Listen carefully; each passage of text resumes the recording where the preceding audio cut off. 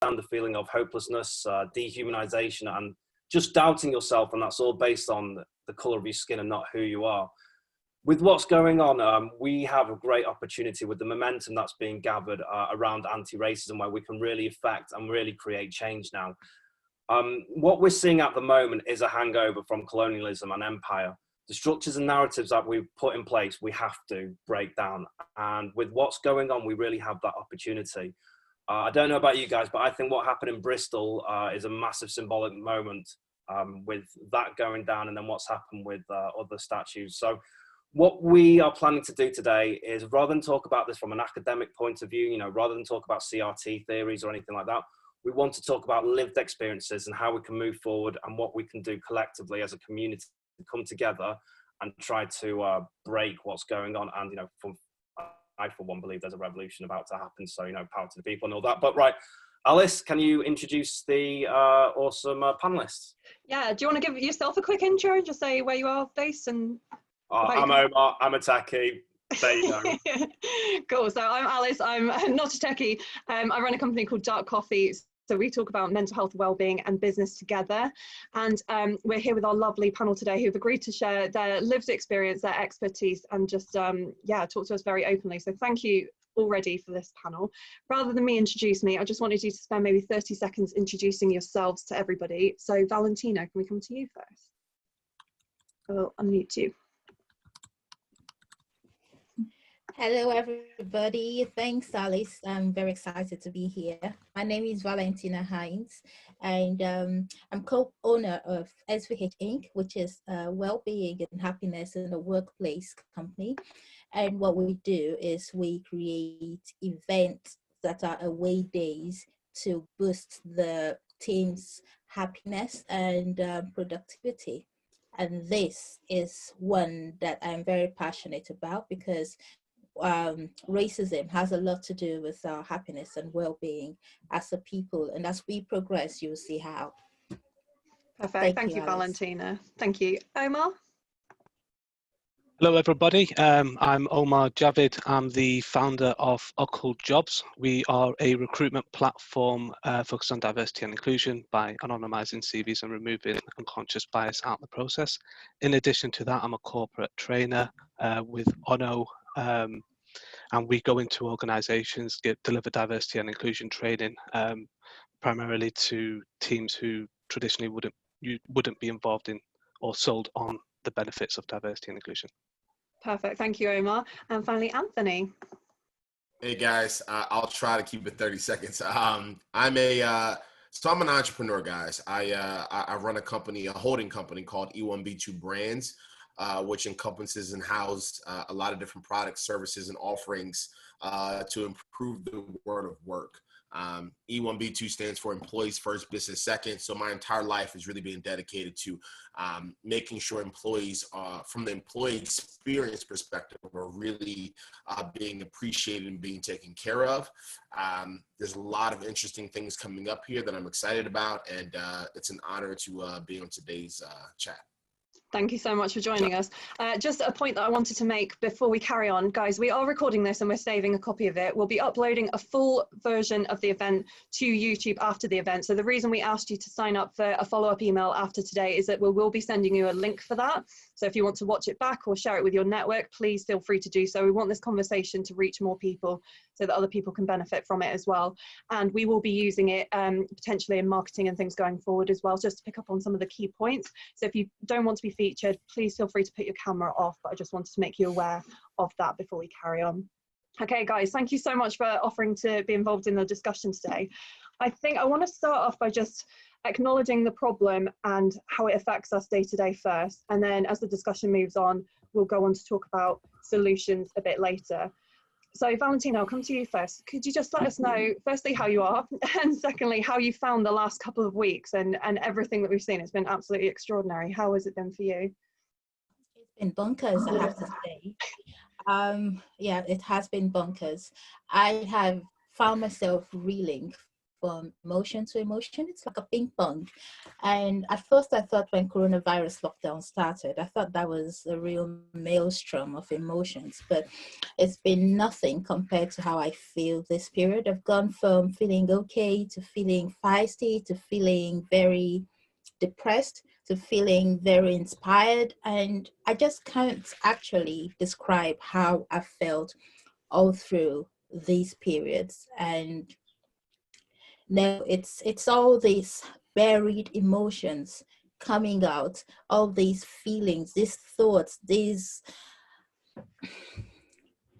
I can't quite explain it except for if you've been through a kind of abuse or you've lived our kind of experiences, then you would understand what it feels like to have to be forced to relieve this.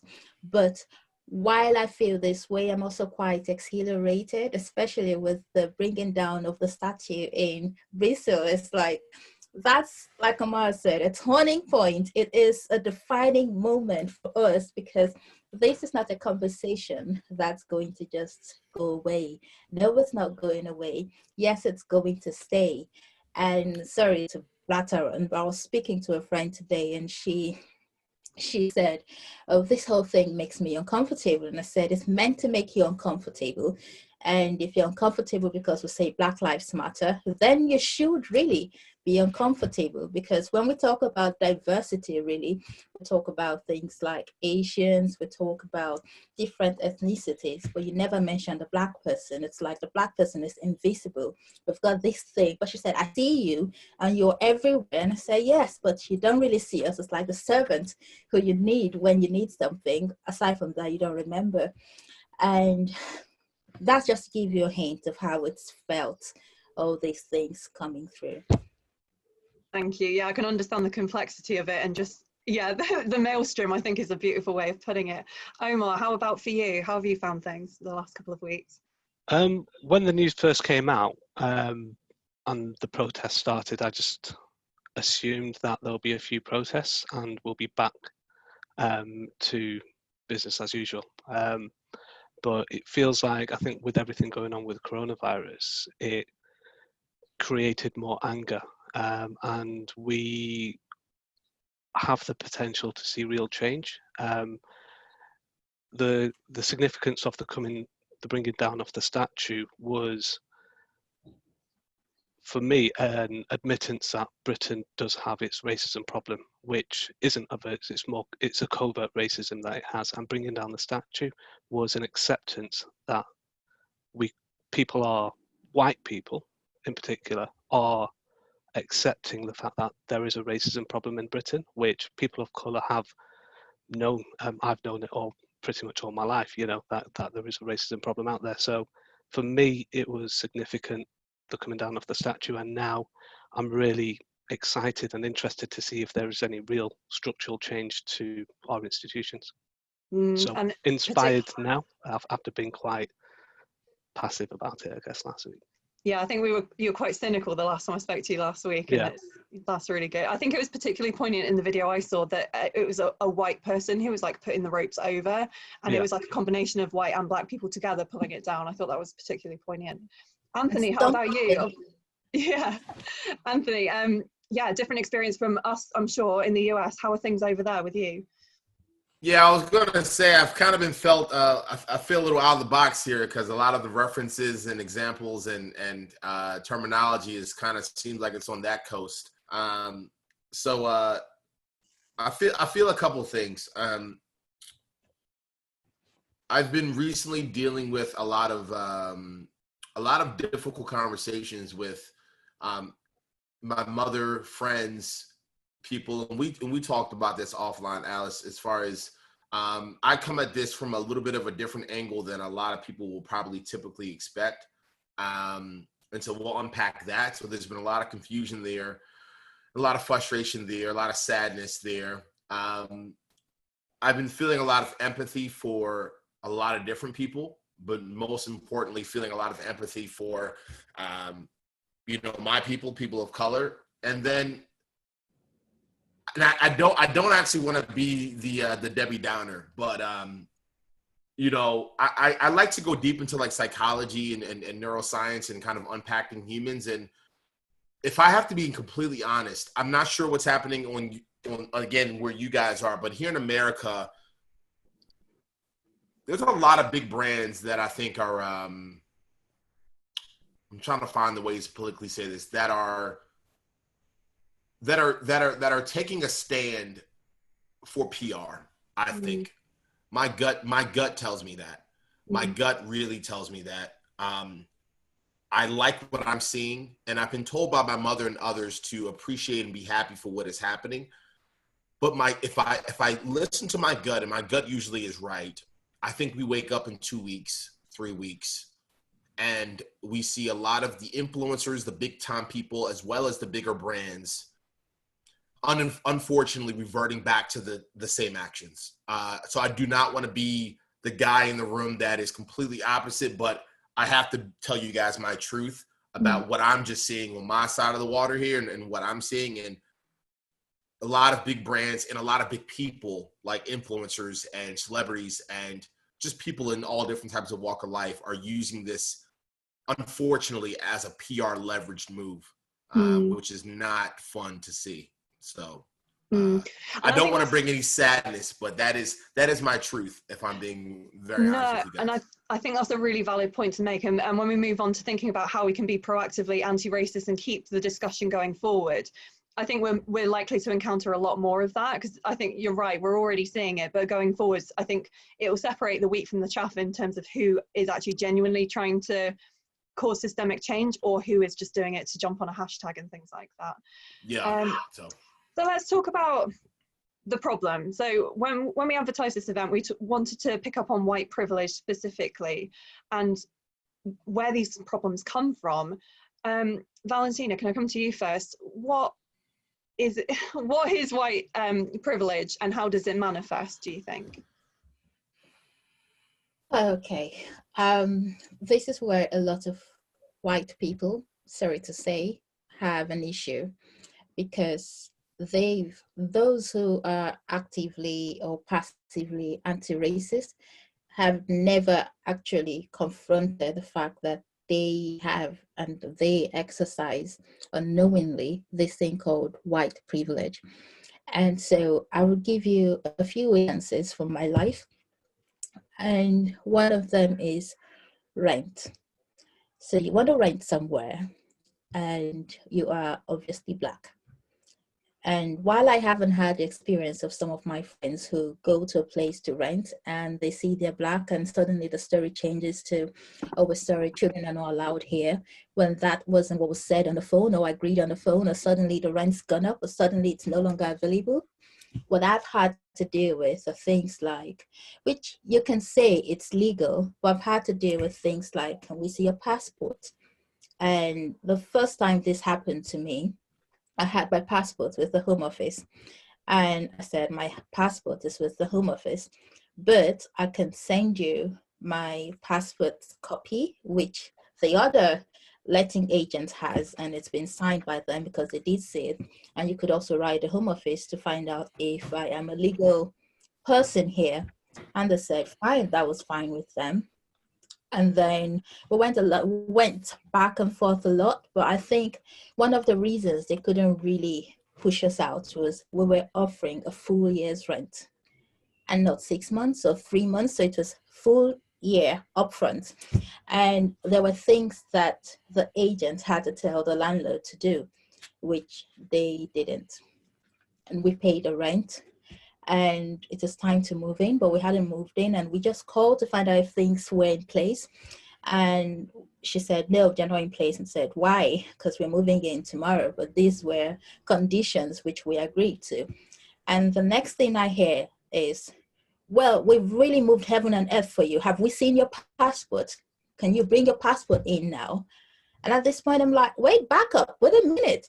You've taken my money. You've gotten communication from the Home Office saying this person is allowed to rent, but simply because you've seen a petition on the news from us saying to the Home Office, well, you've got to allow my family stay together and not deport me, is that any reason for you to bring that in? And that's, I mean, if you, Alice, were in that position, can you actually imagine yourself in that position? No. So that's an insane example of white privilege. And then there are cases where you walk into a place and this is now as a mom, and there are moms with their children, and my son is mixed, and you see the moms talking to each other, even those who they don't know. Some of them give it a token, hello, how are you doing? And a little chat, but then ultimately they abandon you. So you're left sitting there feeling like this sore thumb sticking out, and you're questioning yourself because you know you're not an unfriendly person. You're not a scary person. You don't look scary, but why are they not relating or interacting with you? And the only time they would ever say a word to you is if their child is talking to my child. And that's it. They don't realize they're being racist, but there's this barrier that I can't get through. So you feel like there's a clear discrimination in the way that people treat you in instances like that?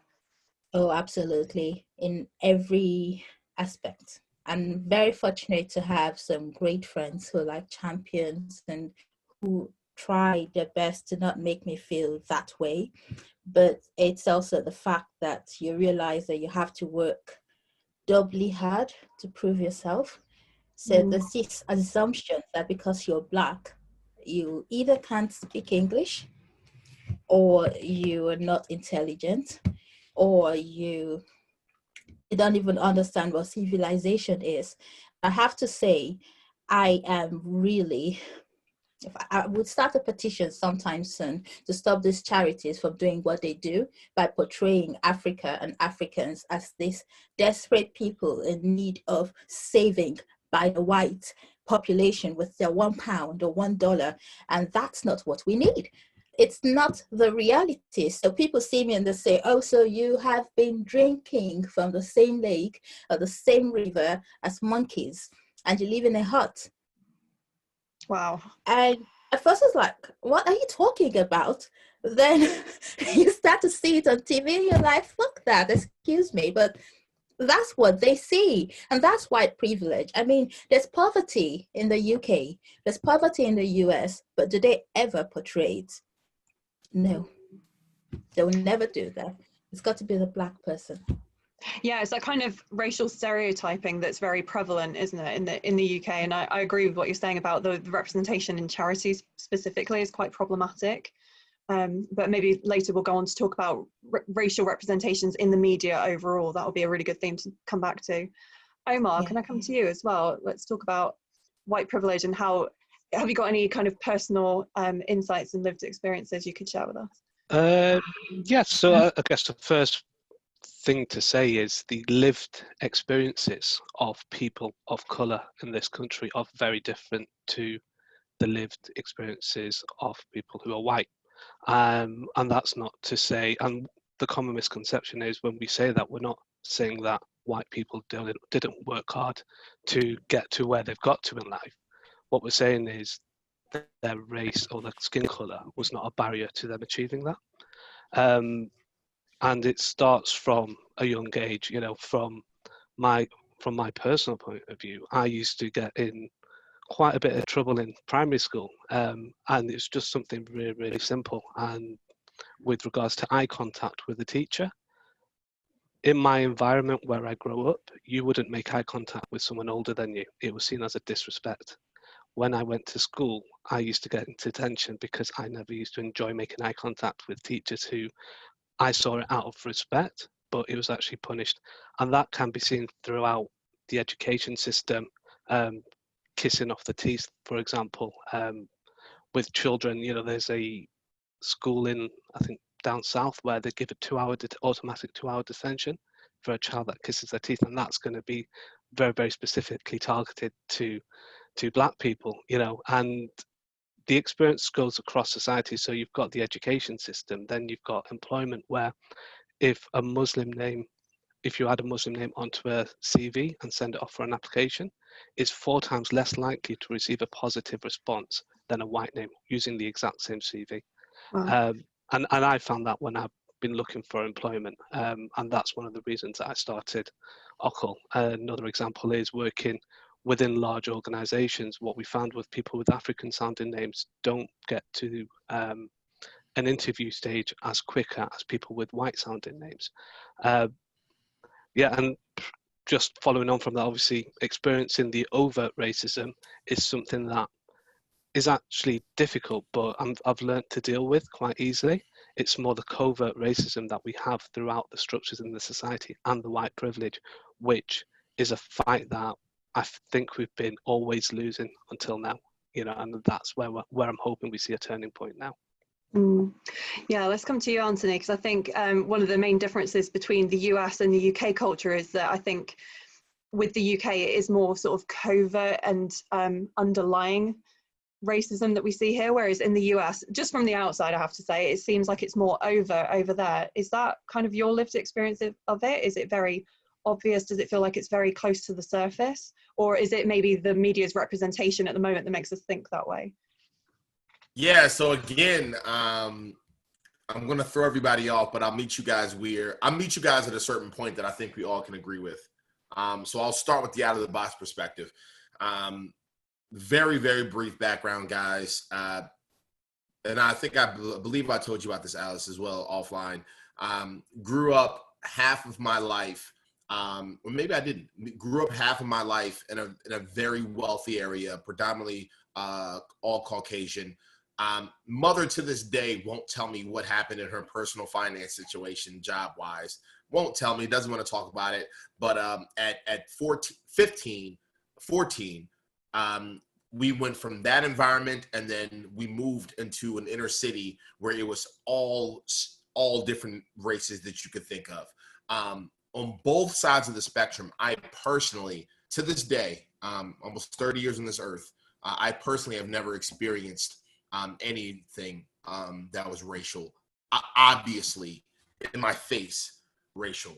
My mother raised me to see no color, to see people, to hear voices, to understand and unpack perspectives, and have empathy for all people.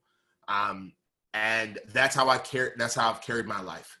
And again, I know that during these times, it's incredibly controversial and out of the box to hear a person of color say that.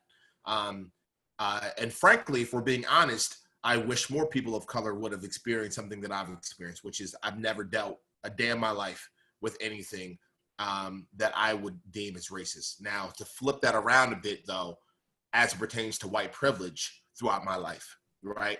I definitely saw that. And again, when I say racist, I'm talking obviously in the face, right? So now I'm going to meet you guys here. I remember instances, and I would be sent to a camp where it was, let's call it 500 kids.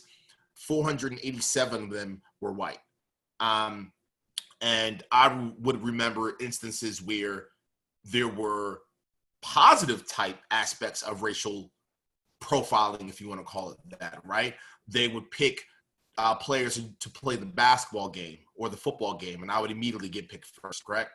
Like that's, there would be instances where they would, groups of kids will huddle up and have certain conversations around certain aspects of life that you would assume, more the white areas of people would understand. And I was not introduced to be into those conversations, or I would speak up and say something and I wouldn't be recognized or heard. So under the surface, there were moments now being 29, 30 years old, I can look back and say, that was a little odd to me. That was a little bit of you're assuming type of a situation. Let's flip to me being a little bit older now in the workplace and just living life. As it pertains to what you were saying, Omar, about job interviews and looking at different applicants and things of that nature, that is incredibly a real thing that unfortunately, we have to go through, and white people do not have to go through. If your name, no offense to you, Alice, if your name is Alice or Sarah, or if your name is David, or if your name is, what are some other things? John, these very typical names that you see come across, unfortunately, and we can talk about this at another date, the psychology, the neuroscience, the patterns that these individuals have, the sick perspectives, honestly, these individuals have, and the preconceived notions and perspectives they have on these names. They assume those people are going to come in and have personality traits, ways of talking, ways of working that won't blend in with the people that we have here. I have witnessed that. And again, I haven't personally been affected by that, but I have been on the board or an advisor to a company or an executive where I saw fellow executives that were white make those preconceived notions. And I spoke up immediately. And when I spoke up, they said, oh, they did this. They're like, oh, of course, like we're going to hire some black people. Don't worry. Or we're going to make sure people of color are here. And again, going back to the way I was brought up, I said, guys, this isn't a black thing for me. I just need you to pick the best person, ignore color, and just don't make any preconceived notions based off of a name and based off of what you assume their voice is going to sound like, or their slang usage, or the way that they're going to dress, and assuming they're not going to fit into this culture.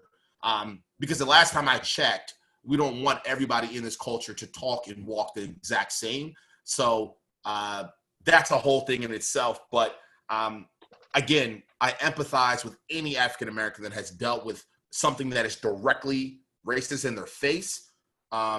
Fortunately for me, and my mother even said this, she's like, I'm thankful that you never had to deal with anything like that. I personally haven't, but now looking back when I was younger and now being older, I now see some of the undertones and some of the subconscious behaviors that I am not a fan of at all. And I know for a fact it's white privilege. Like, their perspectives of that white person happens to be intelligent, competent, smart, interesting, can get the job done, productive, responsible.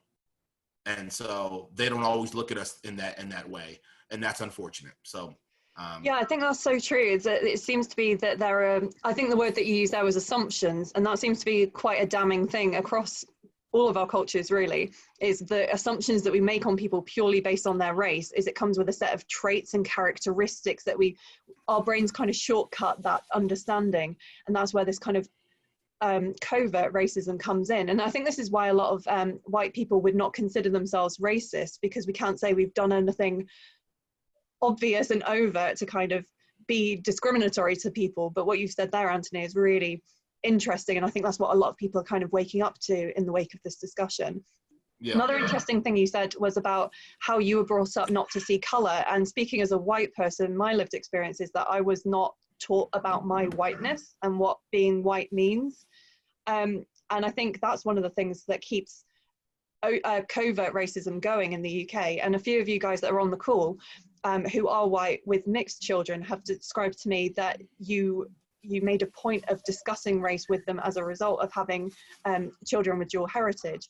Valentina, I'm wondering, you said before that your kids are mixed race as well. So have you actually sat down and had discussions about race, or is it something that they've picked up at all? What's your experience of parenting been like? Well, my eldest is 4, and he's had a lot of experience with racism. And for instance, from when he was about 1, which is when we moved to the UK, he would get hit on at the playground, and kids would bully him and push him aside, push him around, and wouldn't, if he was playing with a ball, they would go there and take it from him. Even on birthday, he had a little boy punching him at the soft play area, and it was his birthday party. That's my son's birthday party. And he's come to me and said, well, Mommy, this friend of mine said he hates my skin because I'm brown. But I'm not brown, am I? I am white, like Daddy. But you're black. And, I have to then start teaching skin tones. But at what point, at what stage do you teach a 4-year-old what race is? It's hard. I don't know how to say to a 4-year-old, look, listen, mommy's African, daddy's white because he's white British, and so you are both. I've tried to say that. I've tried to say I'm Nigerian and daddy's British, but that just goes, I don't understand that. I can't quite talk to him about race because my lived experiences are going to be very different from his lived experiences, because I am completely Black while he is mixed. And he says things like, why don't they like to play with me? And he's the most fun, friendly little boy you can ever meet. And so it's heartbreaking when a little boy says that to you, and you know that children have a thing of fantasizing things like this. But what child would fantasize someone saying to him, I hate your color because you're brown? And it's heartbreaking to think about 3-year-olds, because that's how old he was when this conversation happened. It's heartbreaking to think of 3-year-olds saying that to one another. And so it started that young. And then the covert racism of not wanting to play with him, but wanting to play with others and just say, you're my best friend. No, you are not my best friend. It starts there. And he starts to notice that some people play with me when there's no one around, and sometimes they just won't play with me. And so how do I introduce that to him? That's where I'm at. So at the moment, I'm just introducing him to books that talk about us. I try and talk about my family. He's been back to Nigeria, and he's starting to understand that there's such a thing as color. But race, I don't know how to have that conversation with a 4-year-old. And it's shocking that you should have to, and that it's picked up on as a problem with small kids, because you always think kids don't really notice race and things like that, and points of difference. They tend to notice how we're all the same. So yeah, I completely understand. Like, thank you for being so honest about your experiences of kind of going through it. Omar, I wanted to ask you a slightly different question, because we had a sort of pre-discussion on Monday, and you were talking about the term BAME that we use in the UK, so Black and minority ethnicities. And we were talking about the different ways that we talk about different races, because obviously we're talking about Black Lives Matter and specifically Blackness at this moment in time. But you made some really interesting points about how, by using the term BAME, we kind of clump everyone that's non-white together. Would you like to talk us through that a little bit? Yeah, so I've been guilty of it as well. When I go out to organisations, I'm talking about BAME, and this is, you know, defining what's best for BAME and implementing practices based on that. But the reality is, my experience as someone who is Pakistani heritage, South Asian, I've never had a fear of the police. That's not something that's in my psyche. It's not something that I've been brought up with, and I don't have that that element to it. But then a number of my Black friends do. So what I did last week was I went on a bit of a journey and started looking into the BAME, a lot of the BAME organisations, or organisations that represent BAME, and a lot of the leadership in them organisations was South Asian, and I felt it was really important to allow Black people and people with, you know, the leaders in the Black industries come to the front. And I know it's, people who are linked to me on LinkedIn, you know, I've been very, very quiet this last week. So it has been a learning exercise for me as well, because even within the BAME community, between Asians and Blacks, there is a racism element there. And between Black and Black, Asian and Asian, there are elements of racism depending on your skin color, and you do get treated differently within the different races as well. So I think it's important from a BAME community, people who represent BAME, and I know Omar doesn't like the term, but people who work in that community, we need to now be more mindful that there are other voices. Me as a Pakistani South Asian, I don't represent every person of color, and I can't continue to act in that way. I need to be more inclusive within my group to make sure that we're fully representing anyone. And I'm on that journey at the moment, you know, and we're bringing more and more people in, and having more and more of these conversations. But I think it is also important to note that it's not just, you know, it's not just white people versus people of color. It's people of color are having their own discussions within their groups now. For example, one of the big conversations that's happening at the moment is the use of the word Black in Urdu. And is it a derogatory term? And we've not come to terms with that yet, and we're currently going through that process. I'm not going to say it because I don't know if we've decided. What's the term? Gala. What is it? Gala. And all it means is black, but it has been traditionally used in quite a derogatory way. So do we then stop using that, and do we have an alternative word for that? So, just letting everyone know that these conversations are happening within our households, within these communities as well. And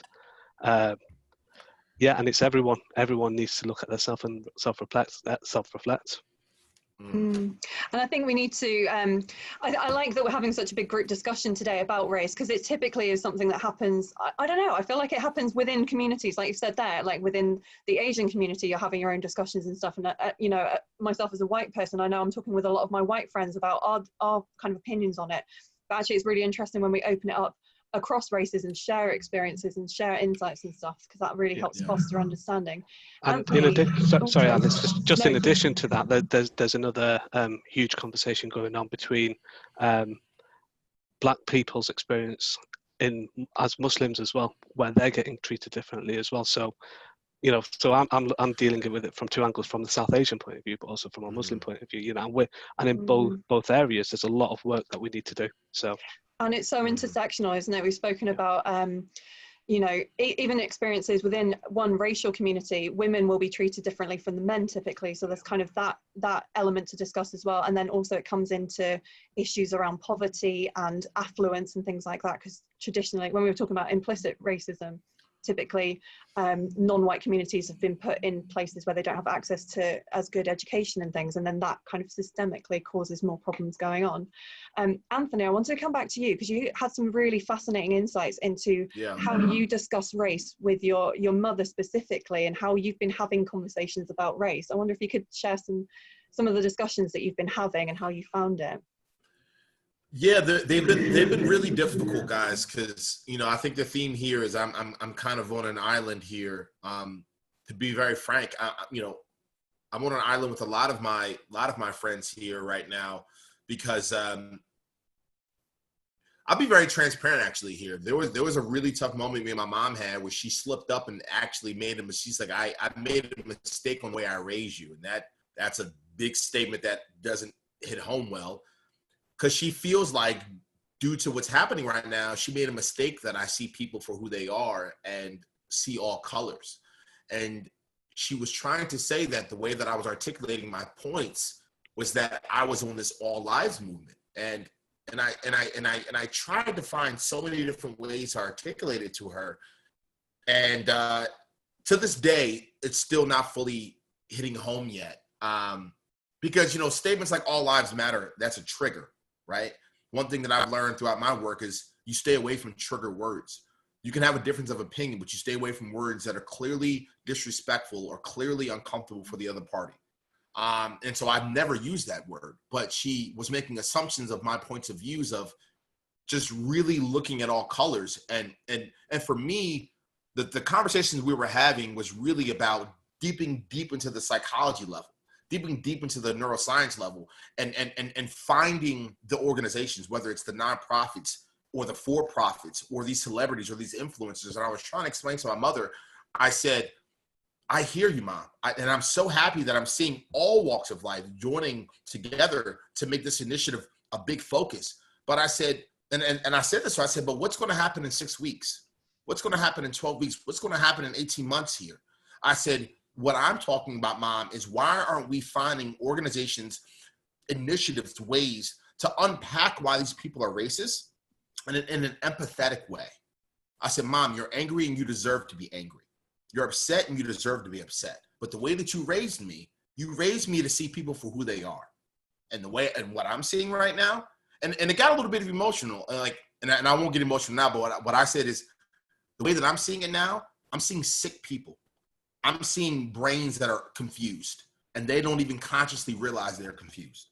I said, Mom, I'm seeing information locked in their subconscious right now that they don't even know why it's there. Whether it was their grandfather, their father, a few internships, their parents, somehow, some way, these cops, these individuals that are Caucasian or other races that don't like black people. Because let's be clear about here. It's not just white people that have issues with black African Americans here. I know people of all races that have problems. It seems as though a lot of fingers are being pointed at just African Americans from, let's call it what it is, a lot of different races as well. And what I said to her, Mom, and I said, Mom, do you have empathy for people that are going through that? She's like, no. She's like, they can deal with 10 years of issues. They can deal with that. We've dealt with 400 years. And I said, Mom, I love you so much, but that's not the way you raised me. And then that's when she said, well, maybe I made a mistake on the way that I brought you up. And that really hurt, because I have a big heart, and the way that I think this is really going to change is we need to systematically unpack why people are the way they are instead of what I'm seeing at a macro level, which is simply attacking. And I don't want people to attack anyone. I don't want African Americans that stop doing what they're doing. I don't want Caucasians that are joining African Americans to stop doing what they're doing. But what I want us to more or less do is go home, talk to your mother, talk to your grandfather, have them recall conversations with their family members, and let's unpack. And that's all I asked my mom. I said, let's actually unpack. I said, Mom, you unpack why you raised me the way that you did. And she started to do that. And she was like, you know what? You are right. Because my mom's biracial. My mom's mixed. My mom's Italian and she's black. And she's like, you know what? I was raised that way as well. And that's why I raised you. And I said, exactly. I said, that was what you knew. And so I guess I'll end it here. The controversial relationship I've been having with my mother, and as well as a lot of other friends, is people are getting angry at me because I'm finding it in my heart to have empathy and love for those. I'm taking, they said this to me, I'm taking the Martin Luther King approach rather than the Malcolm X approach. Mm-hmm. That's what my mom tried to coin it as. You're taking the love everyone, give everyone flowers and roses, and sit down and try to unpack things instead of the blunt force and direct nature that my mom is really taking. And so I don't know where that puts me. I hope I don't get bashed here in the comments here. I don't think anyone's going to bash you for that, but thank you for sharing your unique point of view, because I think there's in the recent discussions in the past week, I think there seemed to be a lot more anger than empathy in the first few days, and then over the past couple of weeks, I think it's kind of, I don't want to say it's softened at all, but I can see the empathy coming through a bit stronger now, of people saying, what can we do? How can we move forward? So I wanted to kind of come on to that point next. We're going to go on to questions in just a second. But for you guys going forwards, if we want to be actively anti-racist, what kind of things can we be doing? So Anthony, you made a good point there about educating ourselves and having open discussions and understanding where racism comes from. What else can all of us be doing? And I mean all of us collectively, in our racial groups, but also just general points. What other things do you think we could do moving forwards from here? Is this open to the... Yeah, I wanted, sorry, Anthony, do you want to carry on with... Yeah, I'll make one quick point and then I'll toss it to someone for sure. I really think, because I do believe it starts in the silo of your race. I meet my mom there. I do believe, number one, African Americans are getting completely targeted. That is completely obvious. The data proves that. Number two, I do believe it takes a Caucasian mother, a Caucasian father to sit down over a cup of tea, to sit down over a nice drink or cocktail that will loosen them up a bit, and have them both really just be honest with themselves. Ask the question of, where does my clearly obvious or even subconscious perspectives of African Americans, where does it come from? And don't be afraid of the ugly truth that comes out when you say that. Be open, be honest, be candid and live into that truth. I look at it very much like the way they've designed to help drug addicts get off of drugs, alcoholism. I look at it very similar to that type of a consulting psychology way of going about the work. Every person that is in this conversation should sit down with their significant others or their family members or their parents if they still can, and truly ask themselves a couple questions of, where does this come from? why do I feel this way? And objectively ask yourself the truth, if you're right or if you're wrong. And if you feel that you're right, keep asking the question of why you feel that you're right, of being racist or being uncomfortable with other colors, and try to recall certain circumstances that led you to believe that. Because the brain is a blank canvas. The brain, there's so much data that proves the brain is a blank canvas. No one in this world comes into this world with any data uploaded. It's blank. And so someone put that in your head. Someone put that in your head that African Americans are ignorant, African Americans are loud, African Americans are angry, African Americans are not as intelligent. Somewhere, somehow, it went in your head. So, I guess I'll leave it like this. I think everybody should go to their husband, their wife, their kids, their family members, and in silos have those, because those conversations are going to be uncomfortable. Like, you're not going to get on a Zoom call or go out to the world on a LinkedIn message or tweet to do that. That is a moment where you sit down over a nice 3-4 hour conversation to unpack it. And then that's where I think the change really starts in your own individual areas of life. So I love that idea. I think you're so right. To make it an extended and important conversation and one that you kind of reflect on away from public view as well. That's a great suggestion. Thank you. Tell yourself the truth. Don't be afraid of the ugly truth. Do not be afraid of it, because if you have 1% of racism in your body, it's okay for right now, because at least you're taking the step to start changing. Because before, you didn't even want to have the conversation and you were okay with being racist. So I'll go ahead, Valentina. I'm sorry. Don't apologize. Thank you, Anthony. Yeah. Go on, Valentina. Okay. No need to apologize. I just wanted to know who Alice was asking. Yeah. So I've had a peek at the chat and I've seen a few questions on how to address subconscious bias, which closely marries to your question. And I'll start first by saying that subconscious bias is kind of like a habit. It's something you do subconsciously. It just happens. You don't have to think about it, but it happens. And the best way to address this is by immersion. Now, a lot of people in the Black community, some are for saying what you can do, and some are against it. And I think generally the argument is we can't prescribe to you what to do. You have to do your own research. But I'm of the school of thought that you can't help a person if you don't give the person all the options available. And I use this analogy when speaking to you earlier, Alice, and I said this. For example, you say to someone, you're very fat and you need to lose weight. Otherwise, you're going to get diabetes, a heart attack, in social time, and you die. And the person says, oh my goodness, what am I supposed to do then? And you offer suggestions and say, well, it's up to you to pick what it is you think you can do. And that's where I come with. For example, to immerse yourself, you could start by reading. And first ask yourself, how many books have you read by someone of color? And even if it wasn't written by someone of color, did it talk about someone of color? And in what way did it talk about this person of color? Did it talk about this person in a discriminatory way, or did it just present the fact? Now, after reading, you could also immerse yourself by actually going deliberately out of your way to befriend a person of color. And when I say befriend, I don't mean that very British thing of saying, hello, you okay? All right. Oh, you just give me a call if you need some help. That's not what I mean. I mean, actually going out of your way.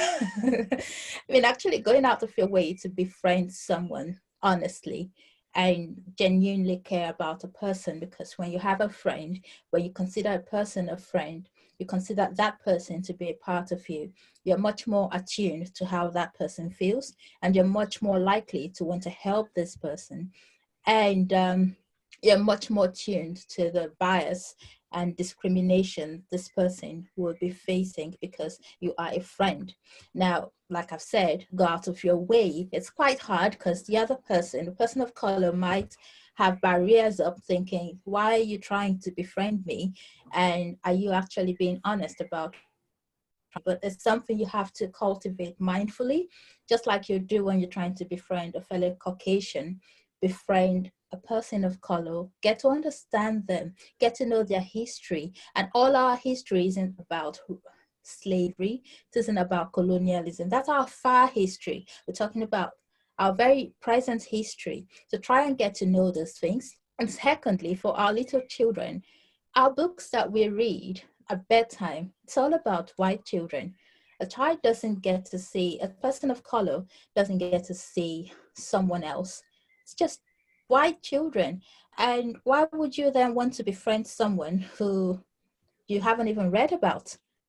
If I can't read about you, if I can't see you on the television, then there must be something wrong with you. And instinctively, you don't want to relate and interact with that person.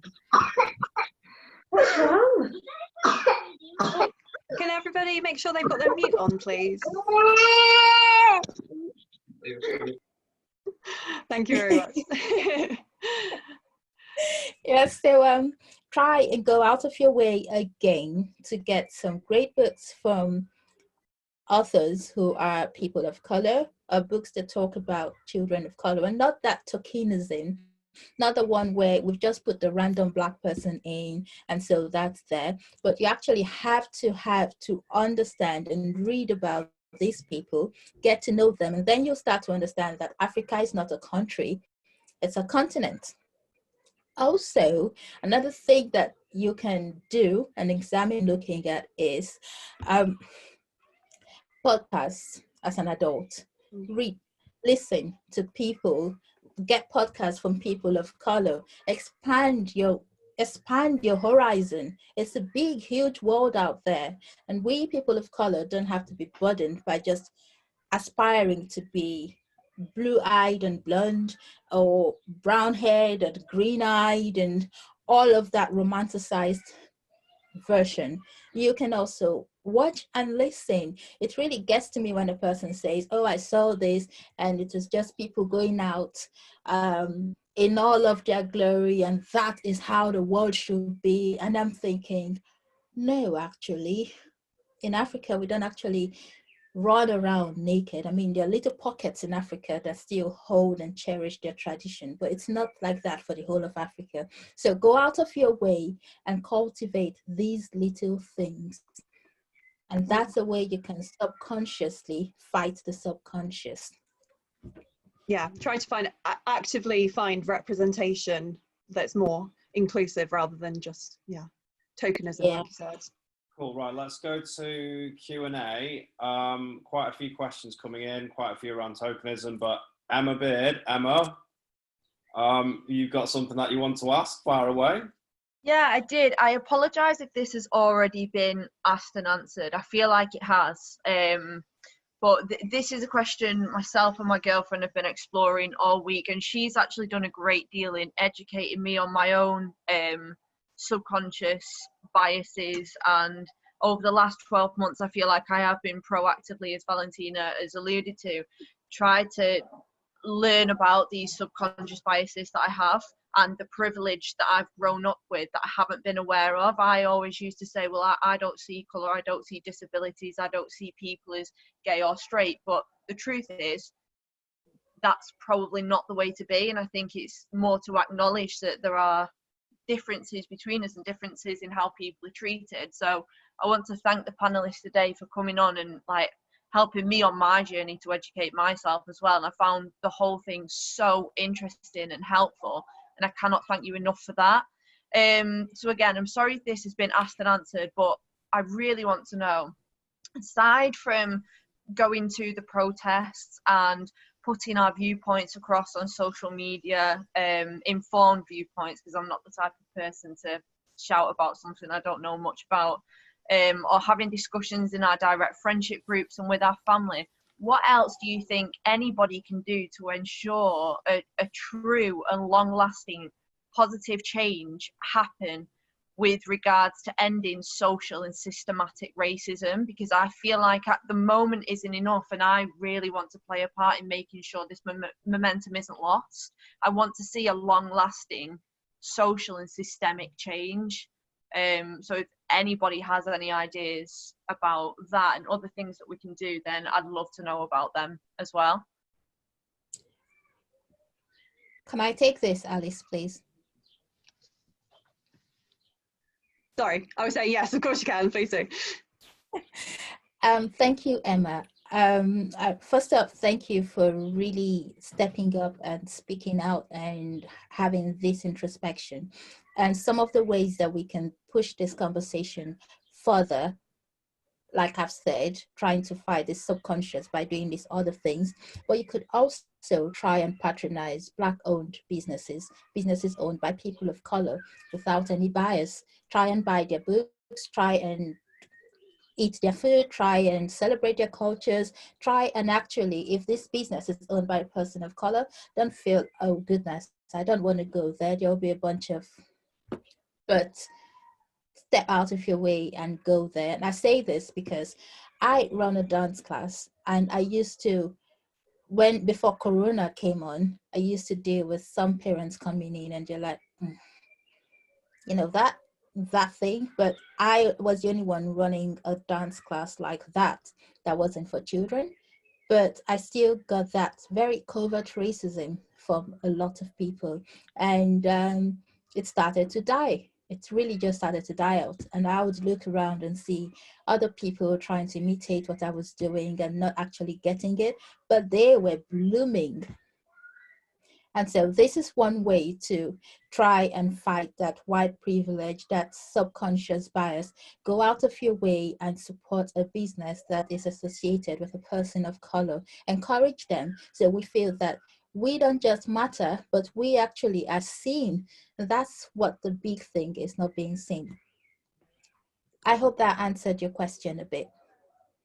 It did. Thank you so much. If anyone has any input, then I'm open to that. But it's given me a couple of ideas with who I reach out to in my own business and the skill set that I have as well, and maybe using that to fight. But I will take that on board. Thank you. I think Anthony wants to say something. Sorry, I'll shut up now. I'm sorry. And Omar, I'm sorry if I cut you off, brother. I saw you kind of Move in the way. Yeah. I'll wait. Go on, Karen. I'm sorry. Emma, what do you do for a living? I'm a copywriter, brand consultant, but I also do a lot of speaking. A lot of the schools that I serve are schools filled with underprivileged kids, most of which are of minority ethnicities, Black, Asian. So I'm usually in that environment, usually the minority, but that's what I do on a daily basis. Perfect. So the tip that I have actually is even more perfect than I even could have imagined. So I had a really, and again, guys, I've been on the outside. I had a really testy, so my co-founder of my business is also African-American. And we had a very testy, very uncomfortable debate. And towards the end of the debate, I made a statement that he was like, you know what, you're right. So I'm going to name a couple things. Nike, Facebook, I'll look around here. Jordan, what's this? Bubba, this water bottle, Apple. These are all brands that we buy and appreciate, and we know because they've done a great job with their branding and their communications for us to know it. It's so deeply entrenched in our subconscious that we don't have to consciously make a decision to buy these products. We know that they're great. We know that these products are top of the line and built well and will give us what we need. What I said to my co-founder, because he's very much in the nonprofit space, I said, nonprofits, I said, are there any nonprofits that are doing the work and unpacking the bias and the subconscious? And he's like, there's tons. And I said, why don't I know about them? And he said, what do you mean? He said, why can't I go down the street right now? Why can't I go downstairs and talk to my girlfriend right now? Why can't I call my mother? Why can't I call my friend? Why don't the everyday American, everyday, where you guys from again? I'm sorry. The UK? Right? Yeah, UK. Why can't the everyday person know about these brands, right? These initiatives, the work. And so if you're in that space, what I want you to do is I want you to take a very tactical marketing, branding, business approach that Apple has clearly taken, that Jordan brand is clearly taken, that Facebook is clearly taken. And whether it's podcasting, whether it's writing, whether it's collaborations, whether it's reaching out and doing influencer marketing, get incredibly business oriented and branding and marketing oriented around taking the conversations we're having to a bigger, consistent scale. Because what I told him is, I said, there's great work happening that you just, he rattled off a couple brands that are doing this, like nonprofits that are doing this great work. And then I kept hitting home with him. I said, brother, you're not getting my point. Why don't everyday people know about these initiatives? Everyday people know about all these other initiatives. And he finally met me where he's like, you know what, you're right. We probably could be doing a better branding job. We probably could be doing a better communications job. I'll give you a couple examples. And Alice, I told you about this. 13 Reasons Why and Euphoria are two shows right now at the global scale that are speaking on mental health, depression, drug use for the younger demographic. They also tackle racism. They also tackle biases towards people that are gay, or people that have different outlooks on sexuality, but they do it in an entertaining, cool, creative, thoughtful way that younger people can really resonate with. Because let's call it what it is, guys. Most of us are probably in our 20s, 30s, and 40s. We need to get the messaging down to Valentina, your son, 4-year-olds, 10-year-olds, 12-year-olds. We need to get the messaging down there. So nonprofits and for-profits that are doing great work here, if you are in this space, think of ways that you can really use your expertise to increase the messaging and communications and branding and make it new, make it 2020, make it cool, make it interesting, but still delivering home important information. Because kids and most people, unfortunately, don't want to sit on thoughtful panels like this. Unfortunately, most people don't want to listen to super thoughtful, interesting podcasts. Most people are so surface and so basic and so I'll stop there because I probably can start getting disrespectful. Certain people don't think that deeply, right? And we have to think of things like Euphoria and 13 Reasons Why and other initiatives and other collaborations and other partnerships to make this more of an interesting branding conversation that organizations that are doing great work in this space can take advantage of. So if you are in that space and you do have that skill set, I would think about how you can use that rant I just gave to your advantage to help out some of these organizations. So Anthony, you mentioned about tokenism, and quite a good segue considering what you've just spoken about, but are there any companies out there at the moment that you think are jumping on the bandwagon and some that are really trying to create change? Because it's a very difficult thing, because we also see this in mental health, don't we? Whenever there's a mental health day, all of a sudden everyone's talking about the fruit they give, yoga classes, and now we've got the same, where I know a few people who've spoken to me have said, what we're doing, I don't agree with, but that's what the company are trying to do. So have you seen any specific companies that you think they're doing well, or nah? I'll wait 6 months. That's, and again, and I don't want to bring that energy, but that's the energy I have to bring, because I know it doesn't, human beings don't change like that. Yeah.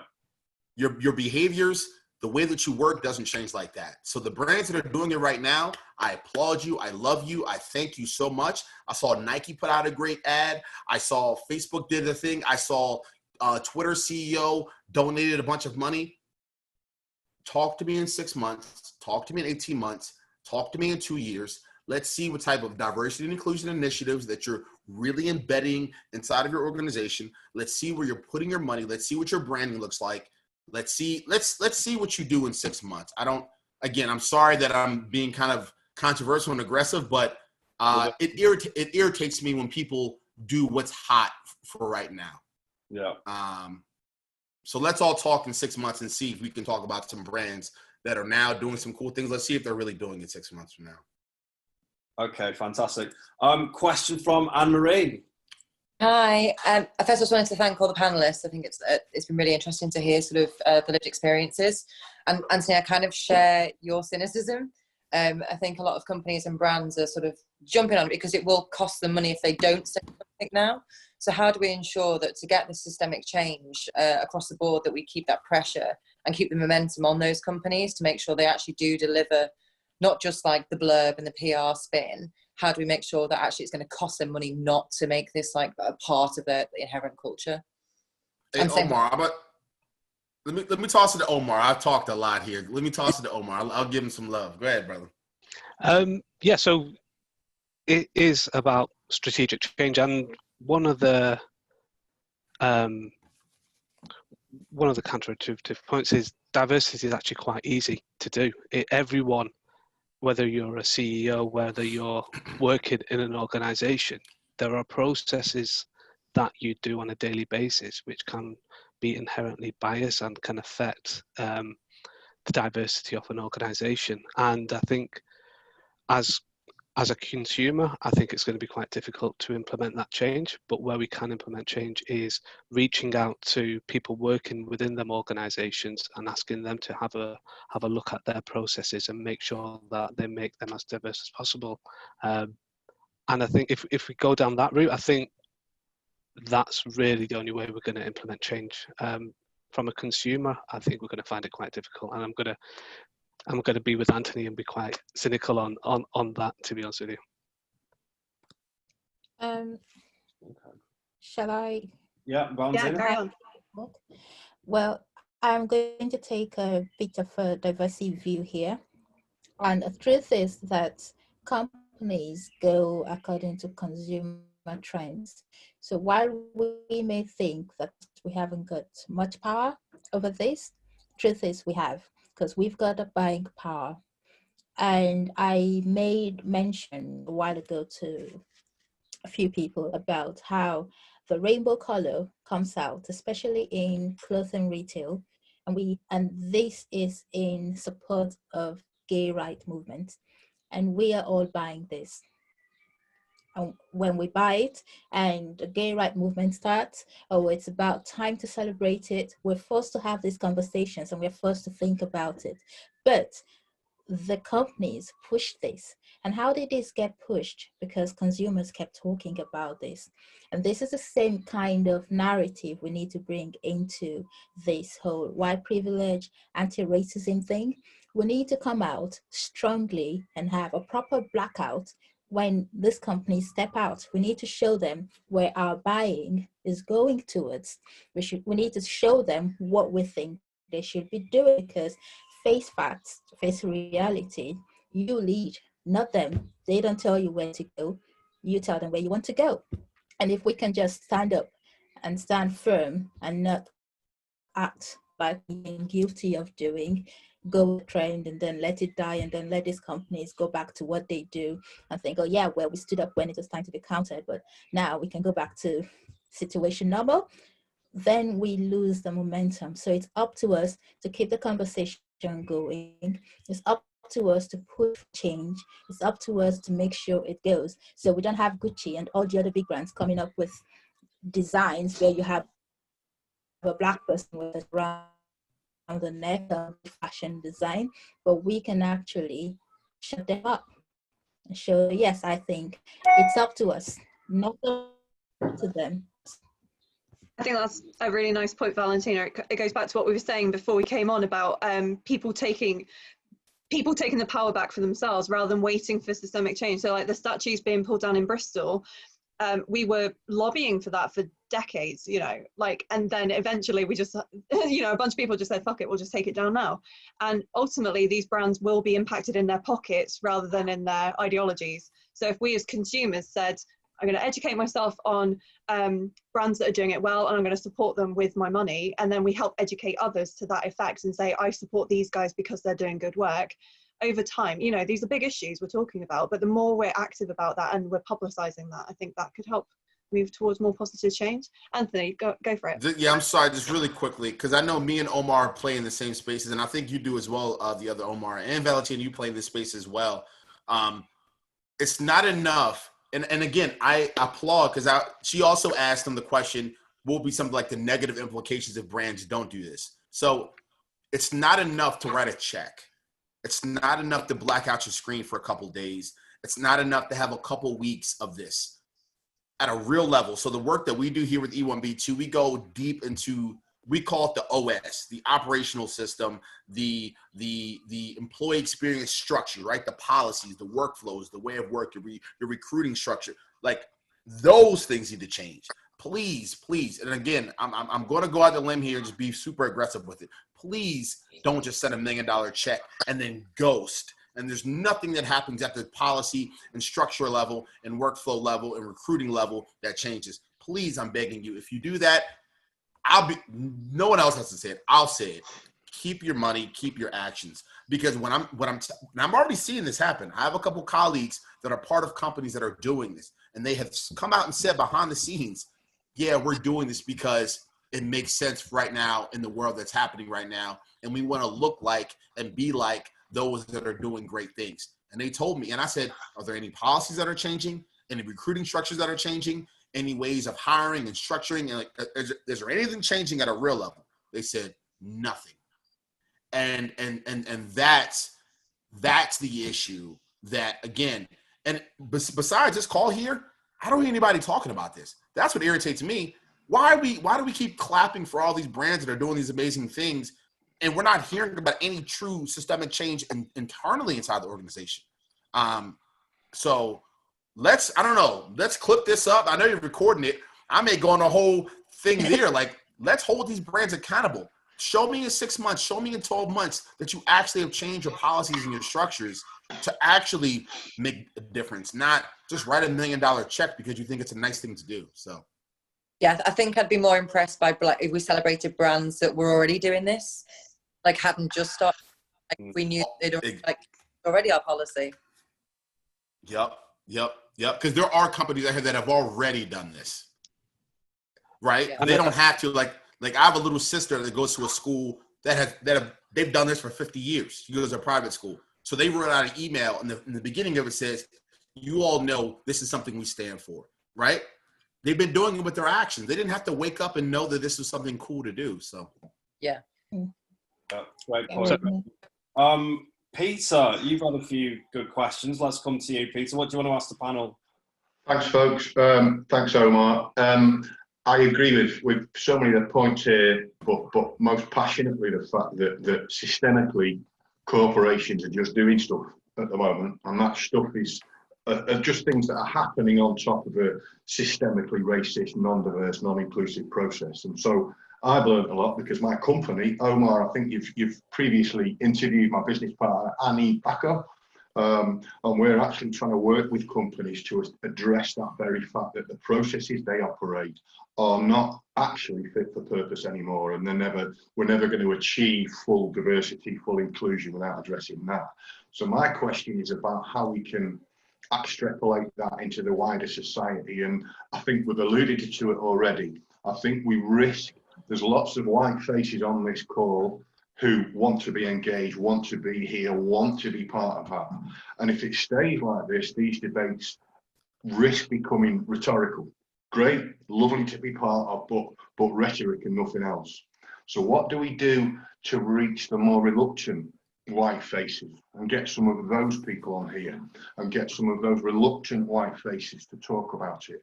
Because they're the people that need to hear what's been talked about on this call. Over and above the people like us who are already engaged and already passionately part of it. How do we reach more reluctant white people? Yeah, I'll go with that. So everything that you're hearing on this call is, of Valentino and Anthony, both people and myself, people of colour, and these are our lived experiences. These are experiences of having conversations with other people and facts, and it's all mixed together and it's all being presented to you guys. What you guys need to do now is, and this is everyone on the call, not just white people, everyone on the call, is take that information, do your own research, and formulate your own opinions and start a debate on it. Because I think within diversity and inclusion, it has been an echo chamber for far too long, and we need different people actually going out there, doing their research and challenging what we have to say. I mean, it's been great having Anthony on this call, because I think me and Valentino are actually quite similar in our thought process, but having Anthony adding something quite different and a different point of view, that's something that someone who's worked in diversity and inclusion for a number of years, we just don't have them conversations. So I guess to you, Peter, and to everyone on this call, what you need to do is go out there, have your own education, formulate your own views, and challenge people who work in diversity, who are sold on it, but then also challenge people outside of it as well.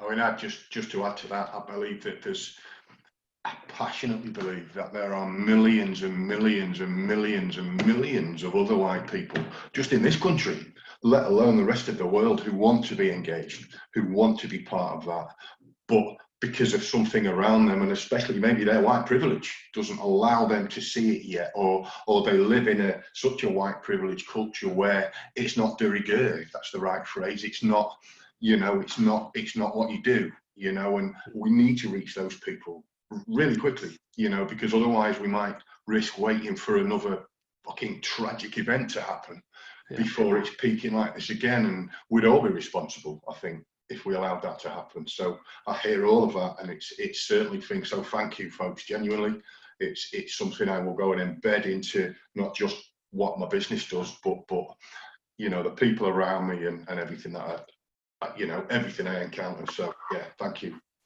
Thank you for those points, Pete. I really enjoyed hearing you speak then. I just wanted to say quickly, if anybody does know of it, like any other events that are going on or any other discussions that they want to like promote so that other people can get involved in them, please do feel free to stick it in the chat, because I think, knowledge is power. Anything else we can do. Whoa, that's a big comment coming in. I'll give that a read in a second. But honestly, if anybody does know of any other discussions. Go on, Emma. Right. We've mentioned about branding, we've mentioned about tokenism, about what we can do as individuals, but one thing we haven't discussed is how we can reform education. A lot of you will agree that we learned certain aspects in history, how great the empire was. We went around, we gave black and brown people railways, gave them democracy. Yes, we killed more people than the Nazis. Yes, we invented concentration camps, but we'll forget about that. But Daniel, who's also on the call, is working with kids, and you've got a few questions and a few thoughts on this, haven't you, Daniel? I have, and I'm conscious of the time, so I'm trying to keep it fairly brief. Don't worry about the time, mate, don't worry.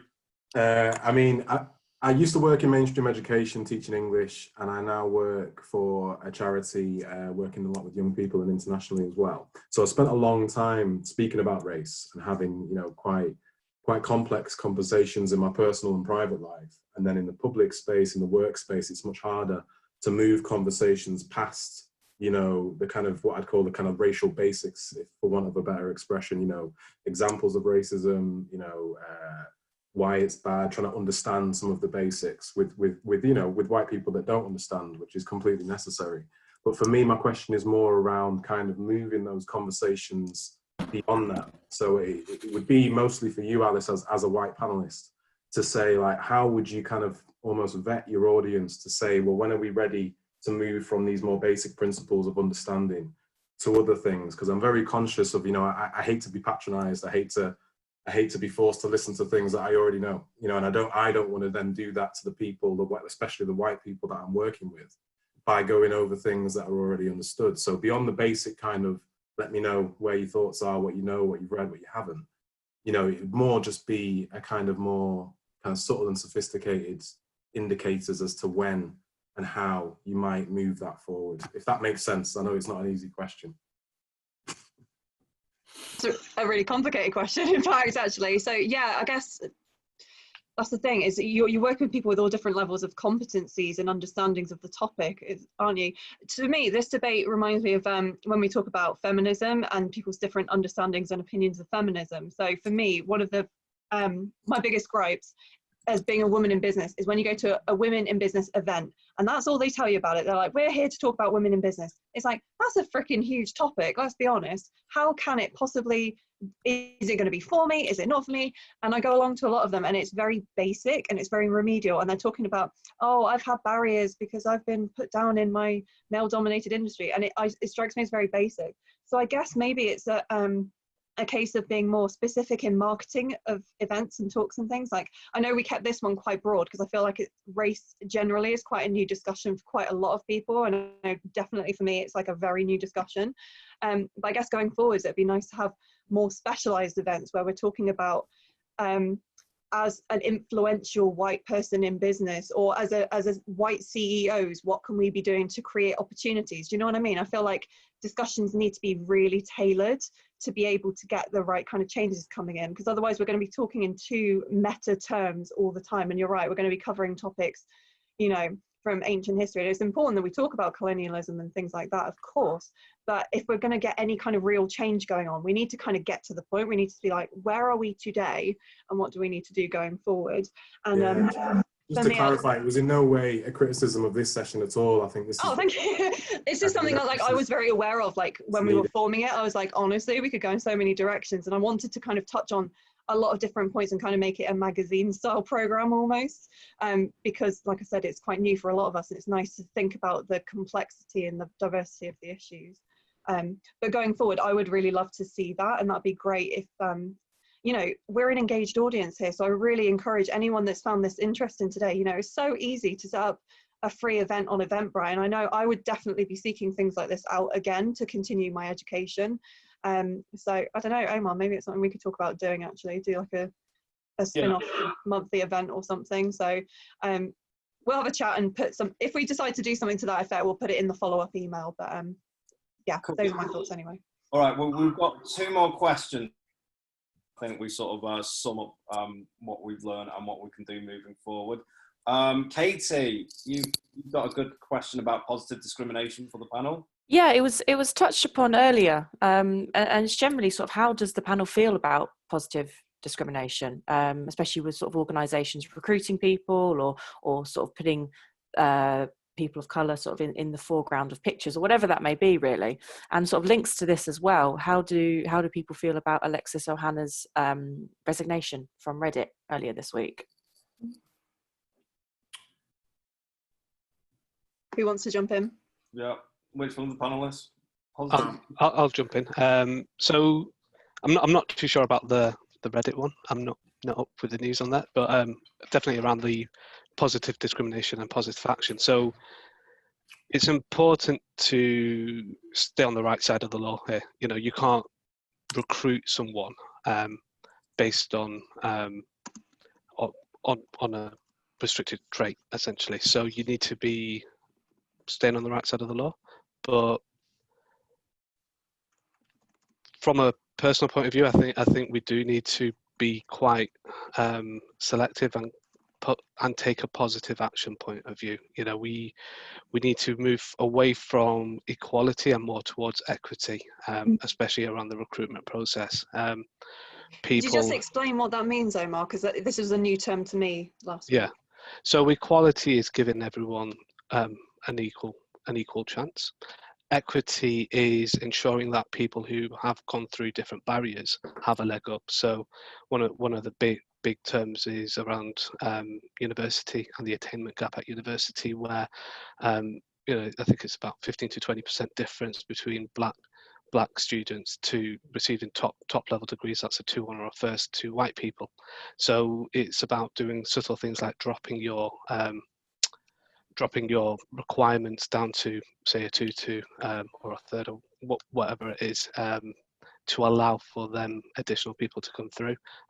Specific advertising and targeting of people of Black and Asian minority, specific targeting of women.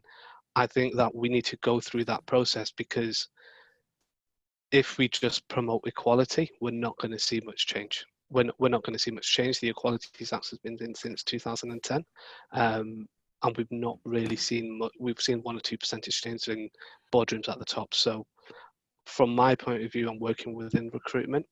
I definitely feel positive action is a route that we need to go to. Cool. Valentina, you have any thoughts? I'm going to say positive discrimination, in other words, stereotyping. And the thing to lead with will be empathy, but then we can say we can get to empathetic. So I'm going to ask, if you're a woman, simply by virtue of being a woman, does that mean you're a good cook? Or does that mean you're a good housekeeper? Just because you're a woman. So if you can think, if you spend your time thinking about how you'd like to be treated, how would you treat others? Would you stereotype them? Just because you're black and tall, you must be good in basketball. I think it's your child. Just because mommy or daddy is good or excels at certain things, that doesn't mean the child will do the same thing. And that's a big way to tackle it. And we're all talking about it's a big thing already, stereotyping and people saying, don't do this, and I don't want to be boxed into this, I am this kind of person. And unfortunately, it's such a huge conversation that opens a lot of canker. At the bottom of it all, think about it empathetically. Would you like to be classed in a certain way simply because of who you represent? Yeah, that's kind of where I was going to go. I don't have too much to say about this. I haven't thought too much about it, so I tend to not try to say anything if I'm not going to bring super value to the table on this topic. But I would push brands and people to kind of individualize the experience, right? You know, I know for me, I know both things. I know certain African Americans and people of color that appreciate the adjusting of standards or shining the light on the fact that they don't have as much opportunities. For instance, the NFL has this rule now where you have to interview a certain amount of African Americans here. And I know a lot of African American coaches that think that's a good thing. I know certain people also of color that probably are a little bit more competitive and don't see race as much of a thing in their mind personally, that are like, I'm just a person. Like, just make sure that your process of hiring someone or your process of delivering a reward is flat across the board. And if the best person for the job is not me, let it be what it is. Like, let meritocracy rule all. Like, because I'm kind of like I wouldn't want to get a job just because. And I'm trying to, like, I don't know if I would want to get an opportunity just because of the skin of my skin color.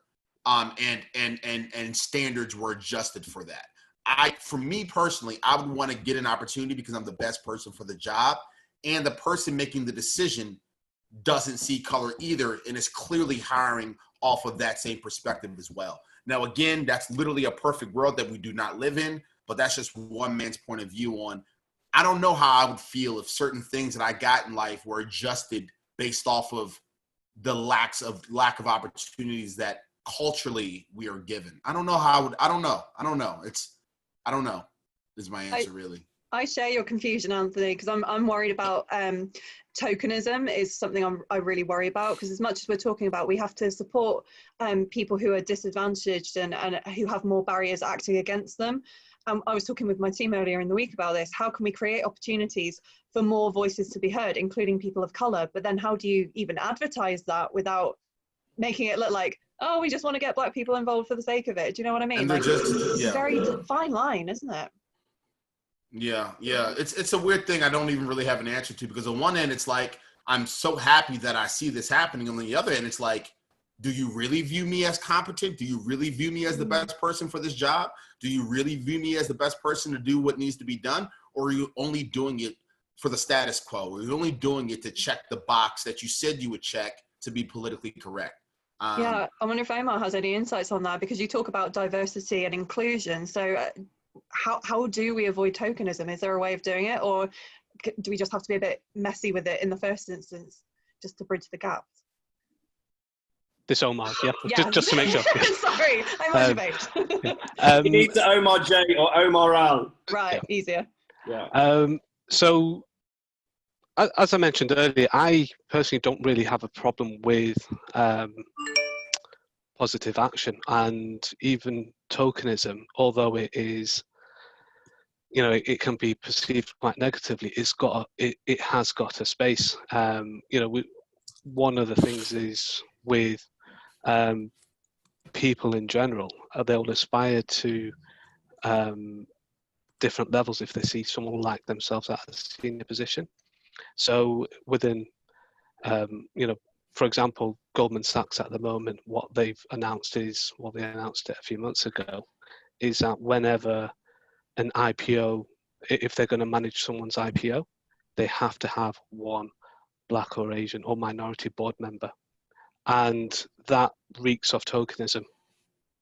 But what it does, it also causes positive action. It causes the companies to, who are then wanting to go through Goldman Sachs to make sure that they do have a diverse member on their board. And the long-term effects will be there'll be more Black, Asian women on boards, and I personally believe that's the way that we have to go.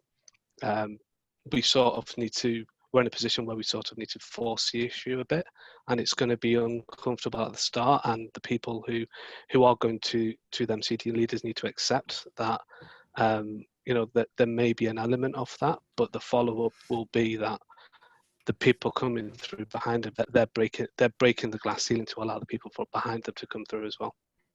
So one thing I'd like to add, if we're talking on a meritocratic positive discrimination side footing, Yale University, they positively discriminate in terms of they have a lowest Black students going to Yale for law. They have to get not as much as the white counterparts, but then what they did is that they did a study after this to look at how far in their careers they got to and where were they.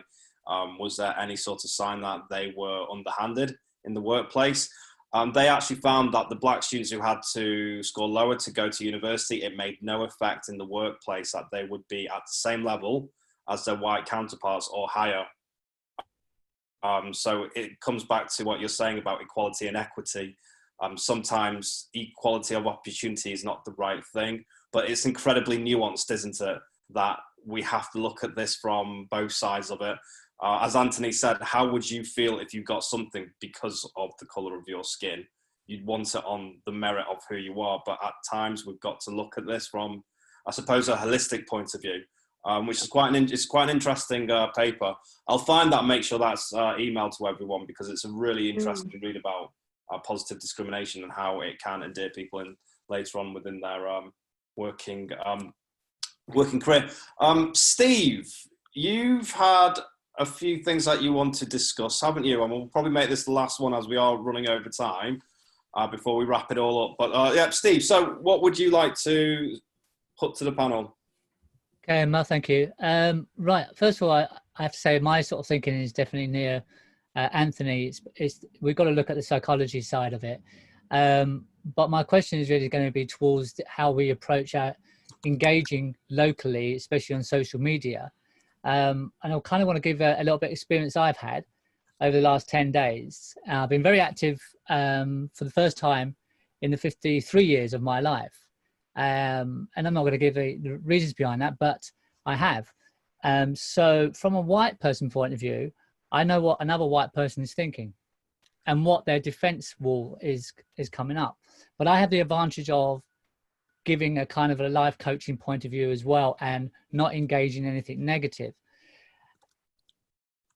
In these last 10 days, while I've been engaging with people, they have a resistance to not listen. They're resistance because they've had whatever years they've had behind them of what they've understood. It's the Snow White story. And most of these people, you've been able to just say to them, just please read, but don't argue with them. Don't go into their actual statements that they are making about all lives matter. Don't get into that. Just say, well, just read why I'm saying this to you. That's all I'm asking you. So I'm asking them to commit to one thing. If they read that, they commit to one thing. 9 out of 10 people have worked and done, and it happens. It's like having the sales. You know, you're selling something and you go, right, yeah, great, sold. And it's a great feeling. But 10 days of that, I am really tired mentally, my mental health. I noticed straight away, I thought, whoa, I've got to do something here, and mental health. Now that's 10 days. For anyone who's white, and I don't need to say for people of color, can you imagine if I'm tired in 10 days, what it's like to live with that for the rest of all your life? And I thought to myself, wow, I can't go through like this and do this, because that's just really hard. So my question is, how would you engage so you're not enticing any argument, you're just trying to get across to them the best way without using trigger words like, what would we use before? Ignorance and white privilege. These are the first words not to use straight away. But my question is, if you're going to engage with someone who is going to use words like all lives matter and go on in that conversation, what's the best way for you? I offer an insight from a conversation I had yesterday, because I've found it really difficult, because obviously, well, not obviously, but in my group of friends, of white friends, I should say, I think we haven't really ever spoken about race, and I've been quite surprised with some of the comments that I've heard from some people. So I had one last night where someone was talking about the protests in America specifically, and they were saying, yeah, but you know, it's all over the top and it doesn't affect us over here. And I was like, well, it does, because police brutality is awful and we need to take a stance against it, and it's indicative of like a larger problem. And he kept coming back to, yeah, but it's like that one guy in America. And I was like, no, it's actually like indicative of like a larger anger. And just whatever he was saying, I wasn't saying it to be obnoxious. I was dealing with it with humor, and I was like, yeah, but actually there's this, and actually there's that. And it was just like, just adding little bits to the conversation, because I didn't know how much research he'd done, but from the way he was speaking, I assumed it was not very much. So I don't think there's any harm in challenging your friends. And I think there's actually more power in that sometimes, of standing up to people that you respect and that you love, because they know you're not coming at it to be critical, because they, you know, you've got a history with your friends, haven't you? So I don't think, like for me, I don't handle things aggressively. I try not to argue directly with people unless they really bring it out of me. But it's more to, I come at it from an education point of view. I'll say things like, well, based on some research that I did yesterday, I found such and such. Or I'll say, you know, I used to think that, but I found since then. So it's not like you're trying to shout someone down. I don't think shouting people down is very helpful in discussions like this, especially when it's quite emotive. That's just my personal perspective. I think Anthony said that earlier about using empathy, and I think empathy and understanding to try and kind of come together in a move in the same direction, rather than saying, no, you're wrong, and shouting someone down. For me, that doesn't work as an approach. So the work that I do in the employee experience space, I use this term called emotional glue. I'm going to give you a little bit of a background. So a lot of leaders, and you guys know this, a lot of leaders try to use what I like to call tactics in the world of employee experience, which is a very deep, wide bucket. They use tactics, right? Adjusting policies, adjusting structures, workflows, whatever the case is going to be.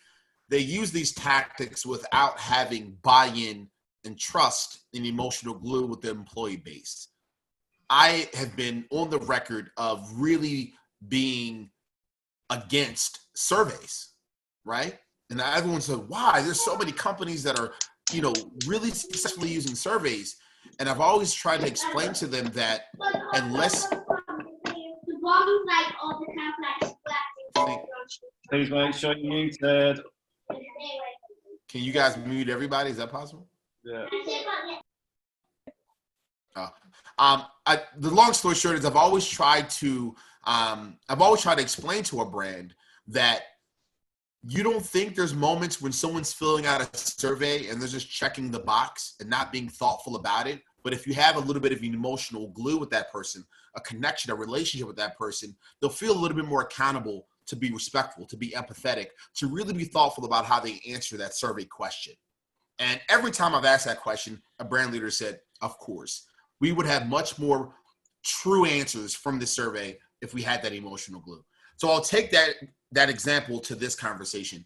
If the conversations are emotionally draining because you're being faced with people that are, again, whether it's they're naive, they're ignorant, they're disrespectful, they're tone deaf, they're sensitive to certain things, I would ask everyone to only start having conversations with people that they first built that emotional glue with.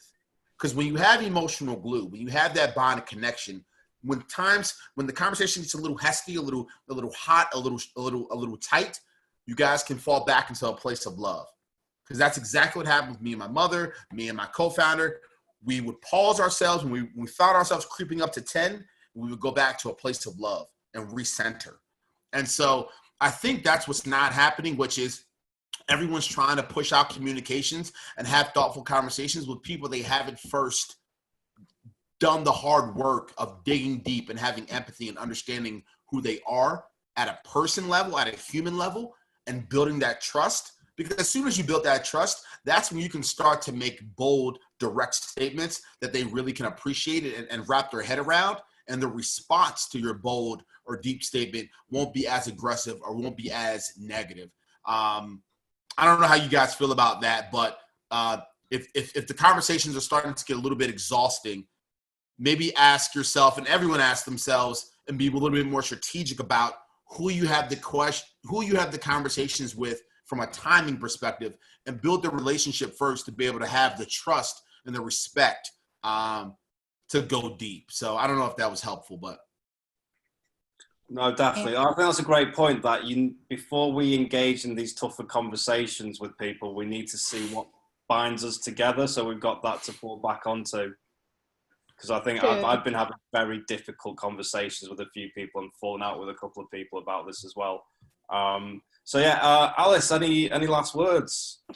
I just really want to thank you guys. I appreciate we've stayed a little bit over time, so thank you so much for your patience with that. But I just want to say a huge thank you. Like, honestly, I was really delighted that so many people signed up, but even more delighted to see how active you've all been in the conversation as well. This is the most active group chat I think I've seen on a Zoom call probably throughout lockdown, and I don't just mean the ones I've been hosting, but yeah, really lovely to hear all your points of view. I appreciate we're all coming with lots of different lived experiences, and I really appreciate the insights you've all brought to it. So extra special thank you to the panel.